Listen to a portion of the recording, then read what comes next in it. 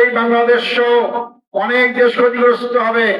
জিনিসপত্রের দাম বেড়ে যাবে, তেলের দাম বেড়ে যাবে, জনগণের জীবন যাপন করা অত্যন্ত কঠিন হয়ে যাবে।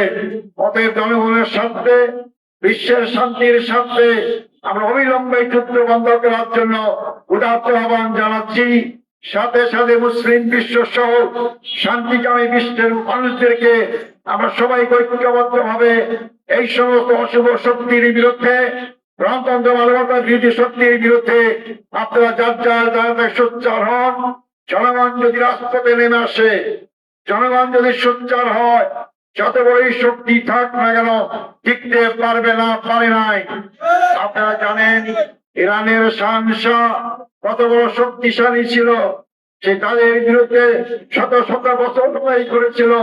ইরানের জালেম সম্প্রদায় তাদের লড়াইয়ের ফসল 1990 সালের ইরানের সফল ইসলামী বিপ্লব। এই শক্তিকে টিকে রাখার জন্য বিশ্বের মোড়ল্লা অনেক চেষ্টা করেছে, জনগণের সামনে তারা পালিয়ে যেতে বাধ্য হয়েছে। তাই জনগণের অপরিচিত শক্তি আপনি হিসাব করবেন। শুধু গণতন্ত্রের কথা বললে চলবে না, গণতন্ত্রকে মানতে হবে। আপনার দেশেই শুধু নয়, অন্য দেশেও মানুষ ব্যবস্থা করতে হবে। অন্য দেশে তো গণতন্ত্র ক্ষতিগ্রস্ত না হয় তার ব্যবস্থা করতে হবে। দেশে দেশে গণতন্ত্র ক্ষতিগ্রস্ত হলে, একটি দুইটা দেশে গণতন্ত্র থাকলে সেই দেশ টিকে থাকতে পারবে না ইনশাআল্লাহ। সংগ্রামী ভাই বন্ধুগণ, ইরানের এই আন্দোলন, ইরানের এই ক্ষতি আমি বলছিলাম আমরা জামাতের পক্ষ থেকে আমরা তাৎক্ষণিক বিক্ষোভ মিছিল আয়োজন করেছি। আমরা অবিলম্বে যদি বন্ধ না করা হয় আমরা বৃহত্তর কর্মসূচিতে বাধ্য হবো ইনশাআল্লাহ। আমরা ইসরায়েলকে বলবো, আপনারা কয়েক বছর আগে অনেক হত্যাকাণ্ড ঘটিয়েছেন, দেশের মানুষেরা, বিদেশের মানুষেরা আপনাদের পণ্য বর্জন করেছিল। আবার কিন্তু আপনাদের পণ্য বর্জন করলে আপনাদের ব্যবসা খুঁটিয়ে যাবে, আপনারা চলতে পারবেন না। আমাদের জনগণকে বাধ্য করবেন না। আপনার অবিলম্বে ইরানের উপর আক্রমণ বন্ধ করে দিন, তাহলে জনগণই তার সমুচিত জবাব দেবে ইনশাআল্লাহ। সংগ্রামী ভাই বন্ধুগণ, এতে আমি জাতিসংঘকে আবার ওয়াই থেকে তদর্থ ভূমিকা পালন করার জন্য উদাত্ত আহ্বান জানাচ্ছি। সাথে সাথে বড় বড় মুসলিম দেশ যাদেরকে আহ্বান জানাবো, আপনারা এগিয়ে আসেন ইসরায়েলের বিরুদ্ধে, ইরানের পক্ষে আপনি এগিয়ে আসেন। সবাই মুসলিম বিশ্ব যদি এক হয়, একদিনও ইসরায়েল টিকে থাকতে পারবে না ইনশাআল্লাহ।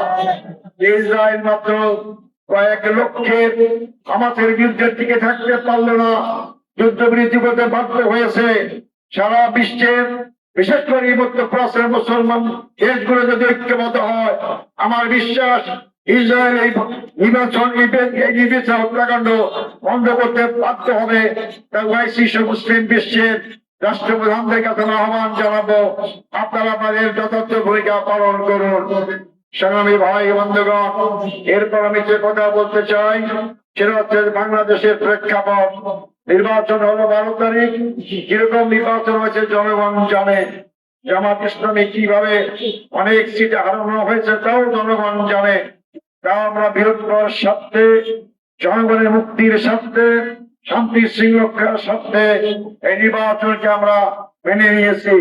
কিন্তু আমরা দেখতে পাচ্ছি সরকার ক্ষমতা আসার সাথে সাথে অতীতের সরকারের মতো হত্যাকাণ্ড শুরু করে দিয়েছে। বিশেষ করে জামাত ইসলামের নেতা কর্মীদের উপর আক্রমণ করা হচ্ছে। নির্বাচনের পূর্বে এই দলটি আপনারা জানেন, বিএনপি নাম বলতে কোনো অসুবিধা নাই। এই বিএনপি আমাদের মা মন থেকে রাস্তাঘাটে হেনস্থা করেছে, এমনকি বোরখা কেড়ে নিয়েছে, আমাদের নারীবাদী বলে নিজেদেরকে দাবি করে। আমাদের অনেক ভাইদেরকে ভোটের কাজ করতে বাধা দেওয়া হয়েছে। আমরা মনে করেছিলাম নির্বাচনের পূর্বে কত নির্বাচনের জয়লাভ কাজগুলো করতে পারে, কিন্তু বিশাল ব্যবধানে সিট পেয়ে আজকে তারা ক্ষমতায় গিয়ে মতমন্ত্র হয়ে গেছে। ক্ষমতার শক্তিতে তারা জামাত ইসলামী লোকদের প্রতি আক্রমণ শুরু করেছে। আমরা স্পষ্ট বলতে চাই, আপনারা জামাত ইসলামীকে আওয়ামী লীগের 16 বছরে দেখেছেন। আমিও ফাঁসি আসামি ছিলাম। জামাতের লোকেরা কাউকে ভয় পায় না, সাহসিকার সাথে ময়দান মোকাবিলা করতে পারে।